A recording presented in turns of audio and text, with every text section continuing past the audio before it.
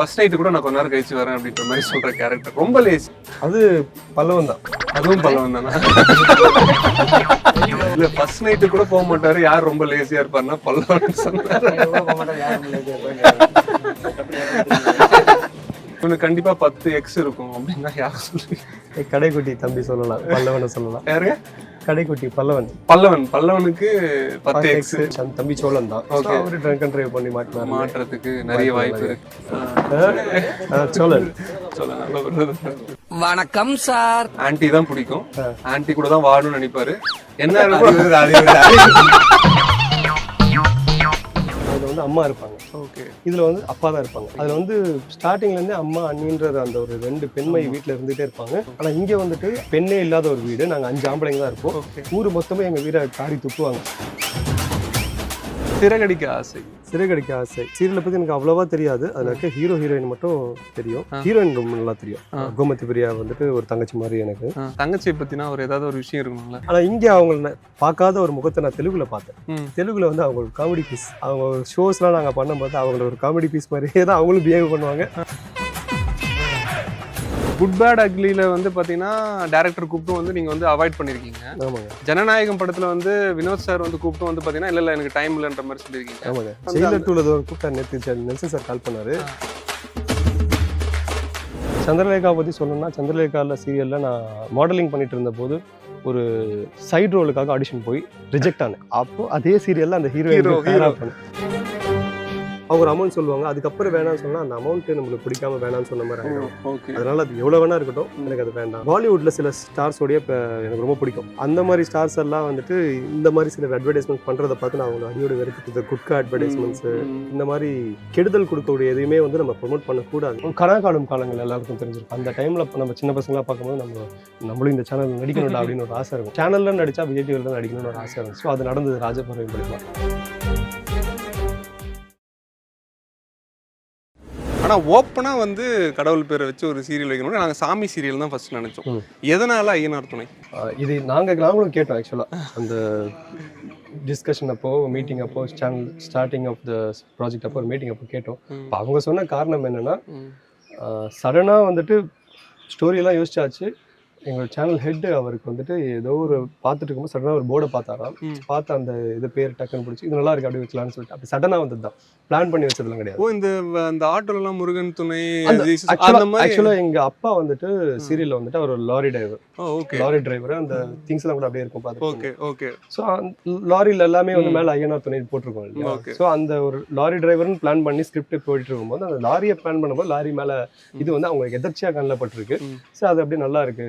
அப்படியே அந்த ஊரை காக்கிற ஒரு ஐயனார் மாதிரி அந்த ஐயனார் நம்ம எல்லாமே நார்மலா ஹிந்துஸ் நிறைய பேர் வந்துட்டு எது எழுதுறதுனால மேல ஐயனார் துணை ஒரு கல்யாண பத்திரிகை கூட ஐயனார் துணை தான் நிறைய இருக்கும். ஸோ அது வந்து ஒரு முதலே வந்து நல்லா இருக்கணும் அப்படின்ற ஒரு துணையா இருக்கணுன்றதை போடுவாங்கல்ல, அந்த ஒரு பாசிட்டிவிட்டி இருக்கணும்ன்றதுக்காக. ஆனா உங்க சீரியல் வந்து ஷார்ட் டைம்லயே வந்து பாத்தீங்கன்னா டிஆர்பி வந்து ஓரளவுக்கு பயங்கரமா ரீச் பண்ணிருக்கீங்க.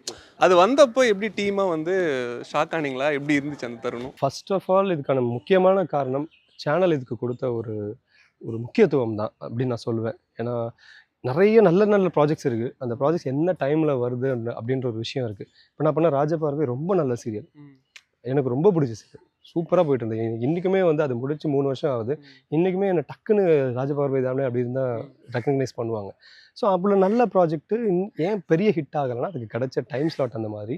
அண்ட் இது ப்ராஜெக்ட் வந்து சேனல் கொடுக்கும்போது சேனல் வந்து அவங்களுக்கு அது பிடிச்சிருந்தது ரொம்ப. ஸோ இந்த ப்ராஜெக்ட் கண்டிப்பாக நல்லா போகுன்ற அந்த கதையோட்டத்துலேயே அவங்களுக்கு தெரிஞ்சிடுச்சு. ஸோ இதுக்கான கரெக்டான ஒரு அங்கீகாரம், கரெக்டான ஒரு இடம் நம்ம கொடுக்கணும்னு சொல்லிட்டு அவங்க கொடுத்த ஸ்லாட்டு. ஸோ அந்த ஸ்லாட்டை மக்கள் ஏற்றுக்கிட்டாங்க. அண்ட் மோரோவர் பாக்யலட்சுமின்ற ஒரு மிகப்பெரிய ஒரு ஹிட் இருந்த ஒரு சீரியல் இதோட ஸ்லாட் நம்மளுக்கு கொடுத்துருக்காங்க. ஸோ அந்த ஸ்லாட்டில் ஆல்ரெடி அவ்வளோ பெரிய ஒரு ஆடியன்ஸ் பேஸ் இருக்காங்க. ஸோ அந்த ஆடியன்ஸ் பேஸ் நம்மளை பார்க்கும்போது அவங்களுக்கும் இந்த சீரியல் ஓகே யதார்த்தமாக இருக்குது. ஏன்னா இங்கே நாங்கள் நார்மல் நிறைய மேக்கப்ஸ் போட மாட்டோம். இப்போ கூட பார்த்தீங்கன்னா நான் அழுதுட்டு வந்து அப்படியே நடிச்சிட்டு இருக்கேன். ஒரு சீரியல் அழுதுட்டு நம்ம நார்மல் இதுக்கு முன்னாடி சீரியல்னா நம்ம அழுதுட்டோம்னா டச்சப் பண்ணுவோம், மேக்கப் இருக்கும். ஸோ இங்கே யாருமே அவ்வளோ மேக்கப்ஸ் பண்ண மாட்டோம். ஒரு யதார்த்தமாக போவோம். கேமராமேனும் சரி, டேரக்டரும் சரி, அந்த சீரியல் பேட்டர்னில் போக வேண்டாம், யதார்த்தமாக எடுப்போம், நம்ம பார்க்குறவங்களுக்கு அது உங்க கூட கனெக்ட் ஆகணும் அப்படின்ற ஒரு தாட் எல்லாருக்குமே இருக்கிறதுனால அது மக்களுக்கு கனெக்ட் ஆகிடுச்சு. ப்ரொமோ பார்த்தோன்னே என்னடா அது ஆல்ரெடி பாண்டியன் ஸ்டோர் 2 போயிட்டு இருக்கு, இது பாண்டியன் ஸ்டோர் 3-ஆ மாறிடுமோ அப்படின்ற ஒரு எண்ணம் இருந்துச்சு. ஆக்சுவலாக அவங்க எழுதும்போதே பார்த்து தான் எழுதுறாங்க. நம்மளுக்கு வரது தான் நம்ம ஆக்சுவலாக என்னென்னு கண்டென்ட் பண்ண போகிறோம். ஆக்சுவலி இந்த சீரியலை பற்றி எங்களுக்கு ஸ்டார்டிங்கில் சொல்லி கூப்பிடும் போதே இது ஒரு பாண்டியன் ஸ்டோர்ஸ் மாதிரி ஒரு 4 அண்ணன் தம்பி கதை அப்படிதான் ரெஃபரன்ஸ் அவங்க சொன்னது. ஏன்னா 4 அண்ணன் தம்பி கதைனாலே ஆல்ரெடி இங்கேயே ஒரு பெஞ்ச் மார்க் வச்சுட்டாங்க பாண்டியன் ஸ்டோர்ஸ் சொல்லிட்டு. அண்ட் என்ன ஒரு டிஃப்ரென்ஸ் இருந்துச்சுன்னா ஒரு காகித இது ஒரு காயினுக்கு 2 பக்கம்ன்ற மாதிரி அது ஒரு பக்கம் இது ஒரு பக்கம்னு சொல்லலாம். அது என்ன பக்கம்னா அதுல வந்து அம்மா இருப்பாங்க, இதுல வந்து அப்பா தான் இருப்பாங்க. அதுல வந்து ஸ்டார்டிங்ல இருந்தே அம்மா அண்ணின்ற அந்த ஒரு 2 பெண்மை வீட்டுல இருந்துகிட்டே இருப்பாங்க. அவங்களுக்கு அந்த ஒரு தேடல்ன்ற விஷயம் எங்கேயுமே இருக்காது, அது ஒரு பாசிட்டிவா தான் போயிட்டே இருக்கும். ஆனா இங்க வந்துட்டு ஒரு பெண்ணே இல்லாத ஒரு வீடு, நாங்க 5 ஆம்பளைங்க தான் இருப்போம். ஊர் மொத்தமே எங்க வீரை காரி துப்புவாங்க. ஸோ பொண்ணு கேட்க போனா துரத்தி அடிப்பாங்க. அந்த மாதிரி ஒரு நெகட்டிவான ஒரு இதுல இருந்து வரும். அந்த நெகட்டிவிட்டியை உள்ள வந்து பார்த்தா தான் அவங்க உள்ள எவ்வளவு பாசிட்டிவிட்டி இருக்குன்னு தெரியும் இல்லையா? ஸோ வெளியே வந்து பார்க்குறவங்க எல்லாம் நெகட்டிவிட்டி, ஆடியன்ஸ் அப்படியே நாங்கள் உள்ள கூட்டிட்டு வந்துட்டோம். உள்ள கூட்டிட்டு வந்து எங்களோட பாசிட்டிவிட்டியை பாருங்கன்னு காமிச்சதுனால அந்த ஒரு டிஃபரன்ஸ் இது ரெண்டுத்துக்கும். நீங்க முரட்டுக்கால படம் பார்த்துருக்கீங்களா?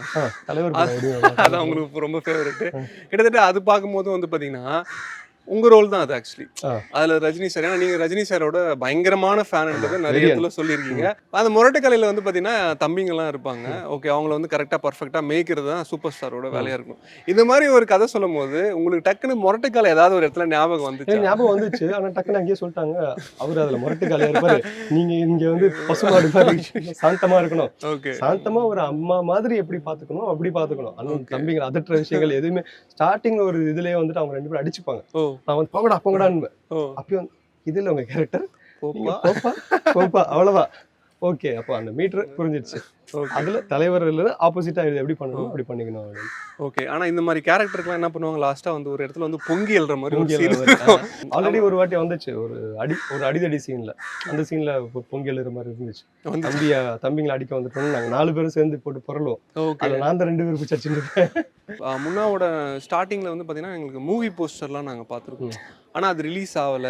பட் அதுக்கப்புறம் வந்து இது மாதிரி நிறைய விஷயம் நடந்தது லைஃப்ல. அது கொஞ்சம் ஷார்ட் அண்ட் ஸ்வீட்டா ஏதாவது. காலேஜ் முடிச்சுட்டு ஐடி கம்பெனில ஒர்க் பார்த்துட்டு அதுக்கப்புறம் அது நம்ம ஃபீல்டு இல்லைன்னு சொல்லி அந்த ஐடி கம்பெனிக்கு நான் பணம் கொடுத்து அதுலேருந்து வெளியே வந்தேன். ஏன்னா பாண்டு போட்டாச்சு, நான் வெளியே போனேன் நம்மளுக்கு கேஸ் போட்டுருவாங்க. ஸோ அதனால அவங்க பேமெண்ட் பண்ணி வெளியே வந்தேன்.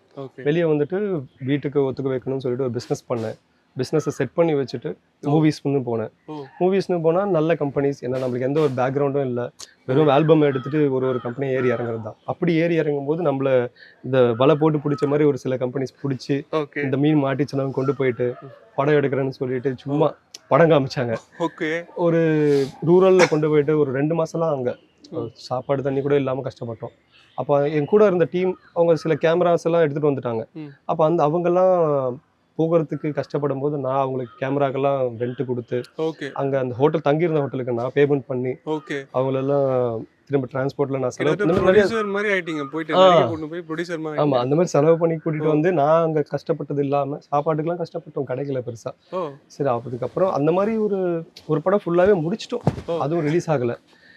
சரி என்னடா இப்படி இருக்குன்ட்டு தான் பண்ணிட்டு இருக்கும்போது ஒருத்தர் சொன்னார், ஒரு வாட்டி ஒரு ஆடிஷன்ல பார்க்கும்போது, அவர் நான் எப்பயுமே மறக்க மாட்டேன், அவர் அப்பான்னு தான் கூப்பிடுவேன், சஞ்சய் சார்ன்னு சொல்லிட்டு, அவர் மாடலிங் ஃபீல்டில் ரொம்ப பெரிய ஆளாக இருக்கார். அவர் சொன்னார், நீ ரொம்ப நல்லா இருக்கப்பா, மாடலிங் வந்து பண்ணு, எனக்கு ஆக்டிங் தான் வேணும் அப்படின்னு சொன்னேன். நீ இதில் வா, உனக்கு ஏதாவது ஒன்று கிடைக்கும்னு சொல்லி என்னை கூட்டிகிட்டு போனார். அப்போ எனக்கு மாடலிங் சுத்தமாக தெரியாது. சரி, அவர் கூட்டிகிட்டு போனால் தான் அட்வர்டைஸ்மெண்ட்ஸ் பண்ணேன். அப்படியே மாடலிங்கில் ஒரு காம்படிஷன் அட்டன் பண்ணி மிஸ்டர் சென்னைன்னு, ஃபேஸ் ஆஃப் சென்னைன்னு ஒரு காம்படிஷன் வின் பண்ணேன். அதுல மூலியமா அதுக்கு ஜட்ஜா வந்தவங்க ஒருத்தவங்க சீரியல் சம்மந்தப்பட்டவங்க. அவங்க இங்க பெரிய லெவல்ல போயிட்டு இருந்த ரோஜா சீரியல் அந்த டைம்ல அதை வந்து தெலுங்கு வெர்ஷன் பண்றீங்களான்னு கேட்டாங்க. தெலுங்கு எனக்கு சுத்தமா தெரியாது. பட் ஓகே, அப்போ நம்ம ஒரு லாங்குவேஜ் கத்துக்கலாம். மெயினா நான் போனதுக்கான ரீசன் அதுதான். எனக்கு தமிழ் தெரியும், தெலுங்கு ஒரு பெரிய மார்க்கெட், நம்ம 2 லாங்குவேஜ்ல படம் பண்ணலாம், கத்துக்கிட்டான்னு சொல்லிட்டு லாங்குவேஜை கத்துக்கிறதுக்காகவே போனேன். அந்த சீரியல் எடுத்து பண்ணேன், நல்லா கத்துக்கிட்டேன். அங்கேருந்து திரும்ப தமிழுக்கு வந்தேன், சந்திரலேகா பண்ணேன். சந்திரலேகா பத்தி சொல்லணும்னா, சந்திரலேகால சீரியல்ல நான் மாடலிங் பண்ணிட்டு இருந்த போது ஒரு சைடு ரோலுக்காக ஆடிஷன் போய் ரிஜெக்ட் ஆனேன். அப்போ அதே சீரியல்ல அந்த ஹீரோவா பண்ணேன். ஸோ அது வந்து ரொம்ப சந்தோஷமா இருந்துச்சு. இந்த சீரியல்ல என்ன சைடு ரோலுக்கு ரிஜெக்ட் பண்ணீங்கல்ல, இதே சீரியல்ல நான் ஹீரோ வந்திருக்கேன் அப்படின்ட்டு. அதுக்கப்புறம் அப்படியே விஜய் டிவி வரும்போது என்னன்னா, நான் ஒரு கனா காணும் காலங்கள் எல்லாருக்கும் தெரிஞ்சிருக்கும். ம். அந்த டைமில் நம்ம சின்ன பசங்களாக பார்க்கும்போது நம்மளும் இந்த சேனல் நடிக்கணும்டா அப்படின்னு ஒரு ஆசை இருக்கும். அப்போலேருந்தே நம்ம சீரியல் சேனலில் நடித்தா விஜய் டிவியில் நடிக்கணும்னு ஒரு ஆசை இருந்துச்சு. ஸோ அது நடந்தது ராஜபறவை மூலிமா. ஓகே. அப்படியே அப்படியே கண்டினியூ ஆகிட்டு இருக்கு. ராஜபறவை முடிஞ்சு நெக்ஸ்ட்டு பண்ணால் நான் விஜய் டிவியில் தான் பண்ணுவேன்னு சொல்லிட்டு ஒரு பெரிய ஒரு யூடியூப் சேனலுடைய இன்டர்வியூவில் ஓப்பனாக சொல்லியிருந்தேன். ஓகே. நான் வேறு எந்த சேனலுக்கு பண்ண மாட்டேன், பண்ண விஜய் டிவியில் தான் பண்ணுவேன்னு சொல்லிட்டு. ஸோ அந்த ஒரு இதுக்காகவும் சரி, அண்ட் என்னோட ஆசையும் அதுதான். அதுக்காகவே ஒரு 3 வருஷம் வெயிட் பண்ணேன். தமிழில் ப்ராஜெக்ட் பண்ண விஜயில் தான் பண்ணணும்னு சொல்லிட்டு இடைப்பட்ட காலத்தில் திரும்ப தெலுங்குக்கு போய் பண்ணிட்டு இருந்தேன். ஸோ இப்போ திரும்ப நல்ல ஒரு சான்ஸ் கிடச்சி நல்ல ஒரு டைம் ப்ராஜெக்டில் நல்ல ஒரு ரோலில் இங்கே வந்திருக்கேன். நான் எந்த கோயிலில் வேணா சத்தியம் வச்சு சொல்லுவேன், இவனுக்கு கண்டிப்பாக 10x இருக்கும் அப்படின்னா யாரும் சொல்லுவீங்க? கடைக்குட்டி தம்பி சொல்லலாம், பல்லவனை சொல்லலாம். யாருங்க? கடைக்குட்டி பல்லவன். பல்லவனுக்கு 10x. அடிக்கடி ட்ரங்க் அண்ட் டிரைவ், அதாவது குடிச்சிட்டு அடிக்கடி மாட்டுறது, போலீஸ் கிட்ட மாட்டுறது தான் இவருக்கு வேலையா இருக்கும். யாரை சொல்லுவீங்க? அப்புறம் நான் சொன்னேன்னா 3 பேருக்கு இல்லை யாருக்கு இந்த பழக்கம் இருக்கு அவங்க வீட்டுக்கு இல்லை, இது பழக்கம்னு வேணாம், இந்த ரோலுக்கு செட் ஆவாருங்க அப்படி கூட நீங்க சொல்லலாம். சீரியல்ல வாட் எவர், சீரியல் கூட வச்சுக்கலாம். சீரியல்ல சொல்லணும்னா ஆக்சுவலாக டிரைவர் ரோல் பண்றது என்னோட தம்பி சோழன் தான். அவரு ட்ரங்க் அண்ட் டிரைவ் பண்ணி மாட்டுறதுக்கு நிறைய வாய்ப்பு இருக்கு. லேசிங்க, அதாவது வந்து பாத்தீங்கன்னா ஃபர்ஸ்ட் நைட் கூட நான் கொஞ்ச நேரம் கழிச்சு வரேன் அப்படின்ற மாதிரி சொல்ற கேரக்டர் ரொம்ப லேசி. ஃபர்ஸ்ட் நைட் கூட போக மாட்டேன்னு சொல்றாருன்னா பாத்துக்கங்க எவ்வளவு லேசியா இருப்பாரு. அது பல்லவன் தான். அதுவும் பல்லவன் தானா? இல்ல ஃபர்ஸ்ட் நைட்டு கூட போக மாட்டாரு, யார் ரொம்ப லேசியா இருப்பாருன்னா பல்லவன் சொன்னாரு.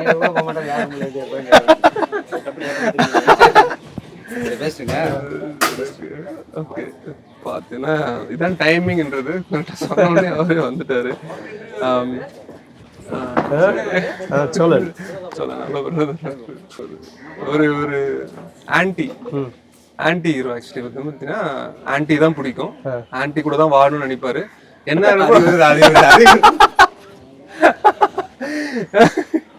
யாருங்க? அப்படி யாரும் இல்ல. யாரும் இல்லையா? யாரும் இல்ல. இல்ல அவர் ஏதோ தம்பி ஏதோ சொல்லிட்டு போனாரு.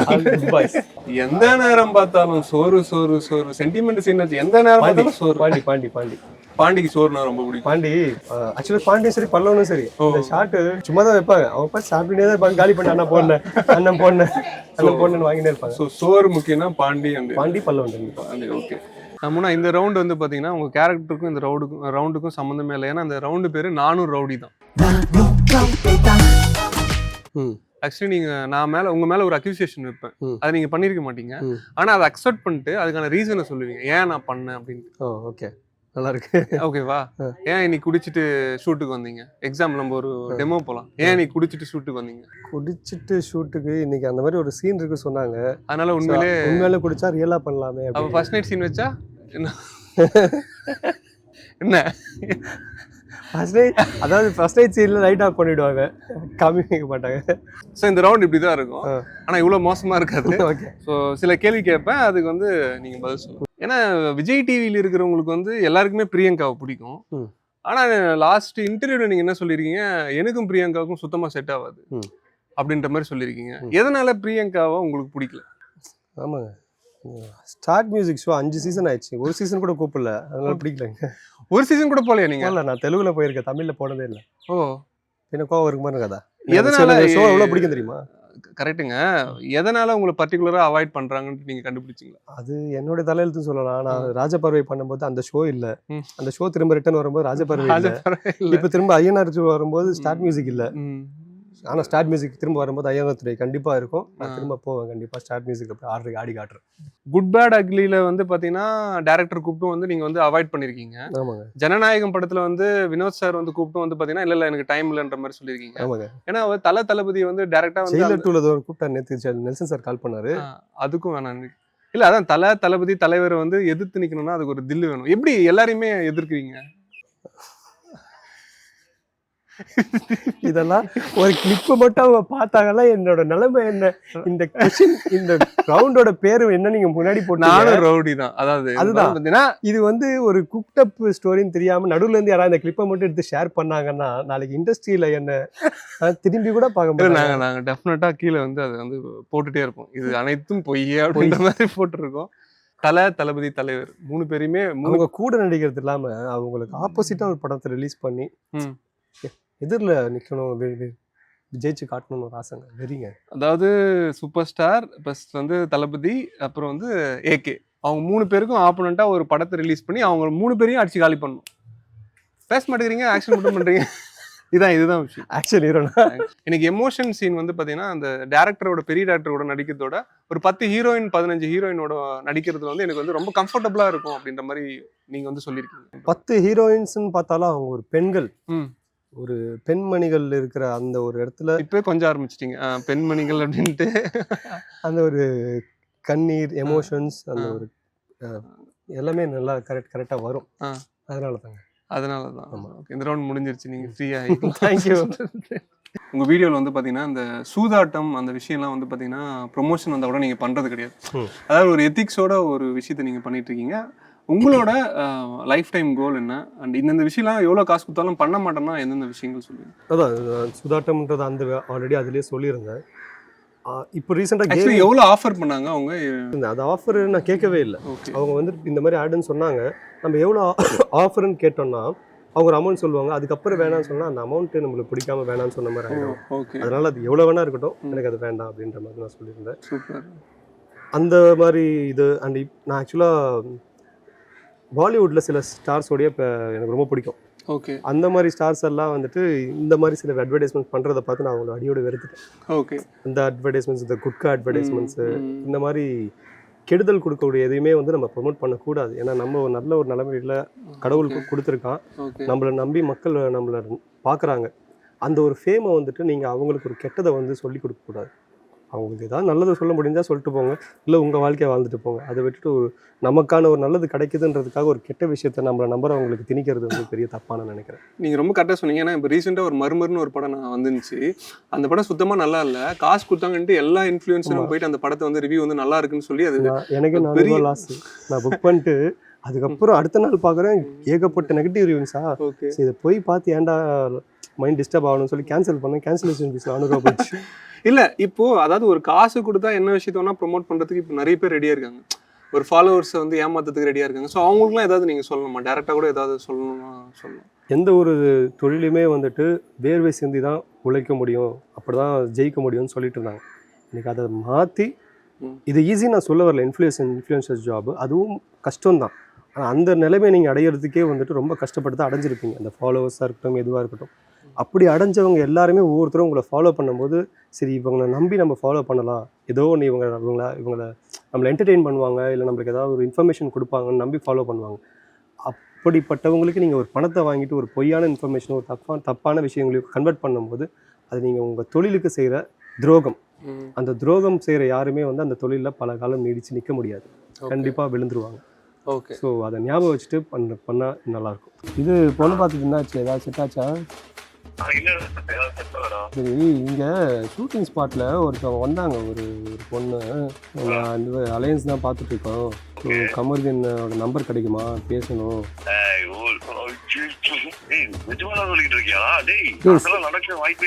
ஏய் சீரியஸா சொல்றேன்டா, எனக்கு எவ்வளவு காண்டா இருக்கும். சரி இப்போ என்ன நம்பர் கொடுக்கவா? என்ன நல்ல பொண்ணு ஆக்சுவலாக நல்லா இருக்கு, பாஷா இருக்காங்க, பார்த்துக்கோ. பின்னாடி வேற அவங்க 2 பசங்க வேற இருக்காங்க.